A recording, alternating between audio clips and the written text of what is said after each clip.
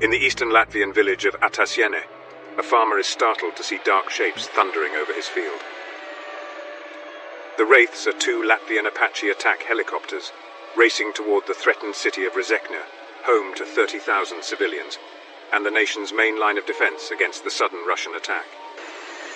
Aboard Rapier 1, Lieutenant Janis Pudelis is anxious. As he scans the terrain ahead in search of targets, he can hear radio calls in his ear coming from friendly forces defending Rezekne that are growing increasingly frantic.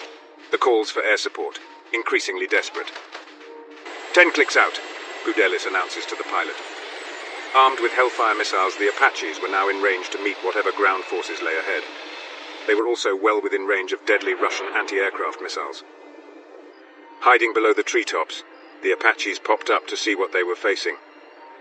What Lieutenant Pudelis was able to see horrified him. Appearing out of the east was an ocean of incoming tanks and armored vehicles. Within moments, Rapiers 1 and 2 emptied their Hellfires, turning 12 enemy vehicles into incinerated wreckage. It was nowhere near enough. As his Apache ducked away from incoming missile fire, Lieutenant Pudelis summed up their effort as they raced back to base to rearm. Said Pudelis, "We are just spitting into a forest fire."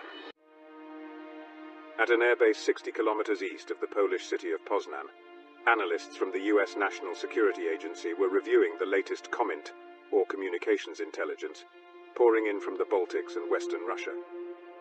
The room was tense. With the Baltics at war, the small NSA team was assigned the critical task of flagging any and all communications regarding two key Russian military units, the 152nd Missile Brigade based in Kaliningrad and the 26th Missile Brigade in Western Russia.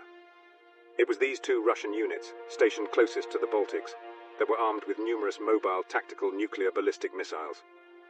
Elusive, powerful, and immeasurably deadly, knowing where these mobile units were and what they were planning was of the utmost concern to both the United States and NATO.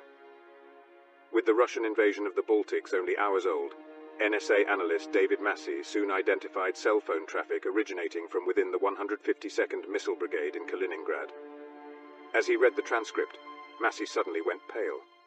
Asked by another analyst what he was seeing, Massey responded, "Good God, it's happening." The missiles were on the move. The news was not good. In the north, reports were coming in from Estonia that the city of Jovi had fallen, with Russian ground forces now less than 100 kilometers from the capital city of Tallinn. Meanwhile, in the south, heavy fighting was taking place in the Lithuanian city of Mariupol,